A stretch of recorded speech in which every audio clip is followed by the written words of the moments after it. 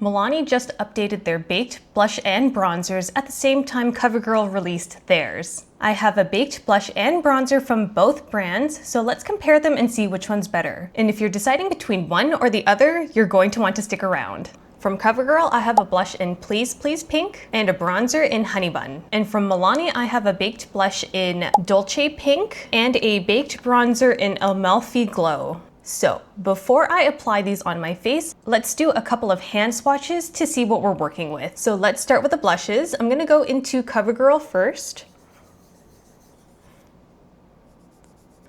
So right here I have Covergirl's Please Please Pink.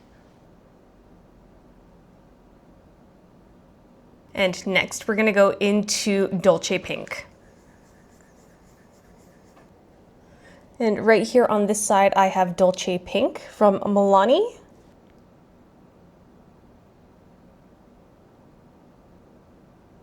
Here's a side-by-side comparison of both blushes.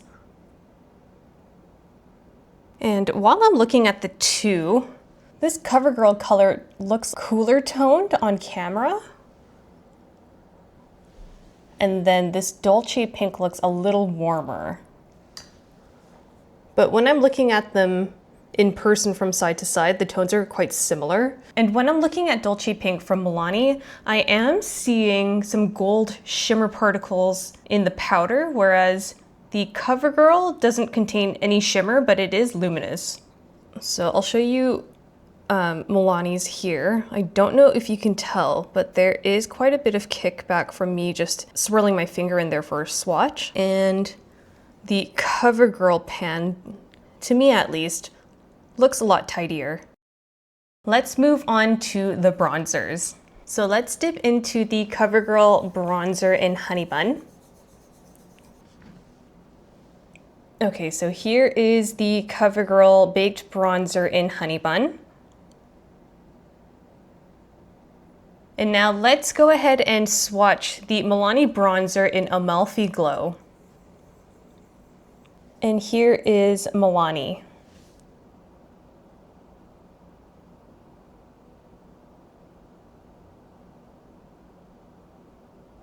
And here's a comparison of both bronzers. So when I'm looking at these in person, I'm noticing that the Covergirl has more luminosity than the Milani side, and the Milani side seems to be a little less orange than the Covergirl side. So when I was swatching these on my hand, the Milani baked bronzer had a lot more kickback than the Covergirl bronzer. Now it's time to apply these on my face. So this half of my face is going to be for Covergirl, and this half of my face is going to be for Milani. We're gonna start with bronzer first, and then we'll move on to blush next. But first I gotta pin my hair back. Just as an FYI, I have used the blush and bronzer a few times, but never side by side together. So I'm curious to see what the difference will be between the two. Okay, so I have two clean brushes, one for each bronzer. Let's start with the Covergirl baked bronzer first. So I'm gonna go ahead and dip my brush in here. So let's start with the forehead. And I remember that the color is very buildable, which is something that I really like about the Covergirl baked bronzer. So there's the forehead so far.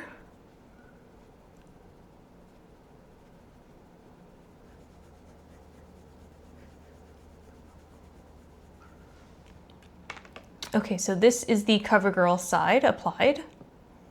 Now let's move on to the Milani baked bronzer. So I'm grabbing another clean brush and I'm going to lightly dip in to the bronzer. Ooh, there's a lot of kickback for this.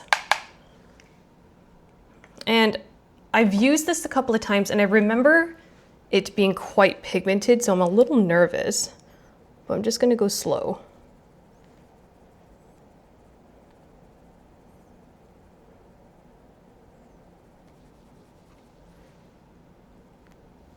Okay, so there's the forehead done. And I'm just gonna move on to the cheeks.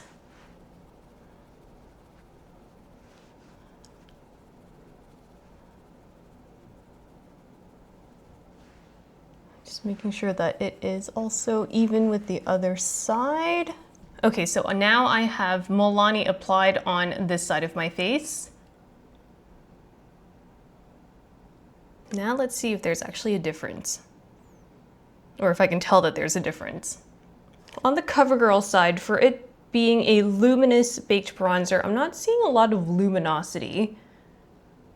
It's just barely there. And when I'm comparing it to the Milani side, the Milani side is just slightly more matte.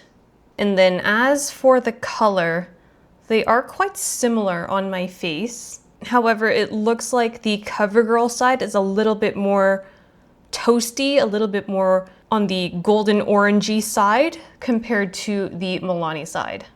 And using both products was very easy. I know that from previous experiences for the Milani baked bronzer, I did have to use a light hand and I had to build it up slowly. Just because when you dip your brush into the pan, you do pick up quite a bit of product. Whereas the Covergirl side, you can definitely build it up a lot easier and it's a little bit more forgiving in the application. I can't tell which side I like better. They look very similar. Okay, so with the bronzer applied, let's move on to the blushes. So I have 2 clean brushes for the blush. So let's go ahead and apply the Covergirl blush first.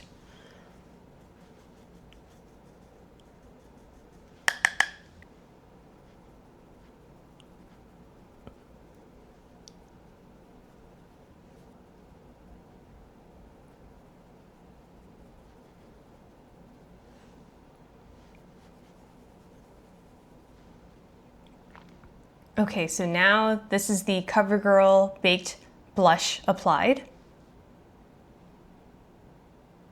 And now let's go into Milani's baked blush in Dolce Pink.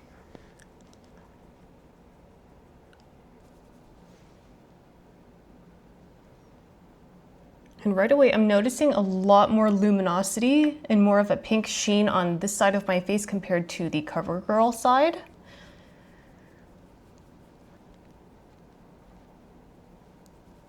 Okay, so now the Milani blush has been applied on this side here.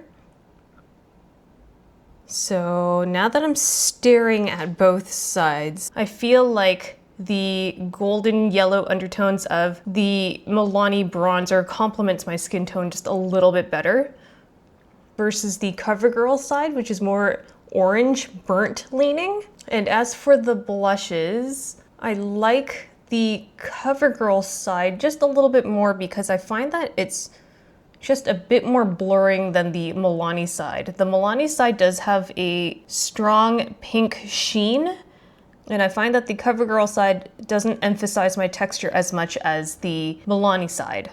Okay, now that I have my hair down, I think I can see a little bit more clearly which side that I like better. And yeah, I think the Covergirl side for the blush is really nice, and then the bronzer for the Milani side is a little bit better. I love how large the pan is. It's really easy for me to get in there with a brush. And if you're the type to use a larger fluffy brush for blush application, it makes it really easy for the powder to be applied on the brush evenly. And when I was picking up the product with my brush, there was very little kickback, and both the blush and bronzer were very buildable. If I'm traveling, I think I would go for the Covergirl just because they are a little bit more travel friendly. Yes, the pan is a lot larger, but I find that the flat shape makes it easy to travel with. Whereas something like the Milani, yes, it is smaller in size, but I find that the packaging is just a little bit bulkier with this dome shaped on top. And when I was dipping my brush into the baked blush and bronzer, I noticed that the Milani powders are a little bit softer, so I feel like they would be prone to breaking, whereas the Covergirl Baked Blush and Bronzer are a little firmer. For me personally, I love the Milani Baked Blush in Amalfi Glow, and Covergirl's Please Please Pink is a fantastic blush, especially for my skin tone and textured skin. So if you are more loyal to one brand or the other, you really can't go wrong. Both of them are fantastic. And there you have it. We did Covergirl versus Milani. And if you've made it this far into the video, thank you so much for hanging out with me. I hope this comparison gave you a bit of insight and quenched your curiosity. So which products do you prefer? Let me know in the comments below, and I will see you in my next video. Bye!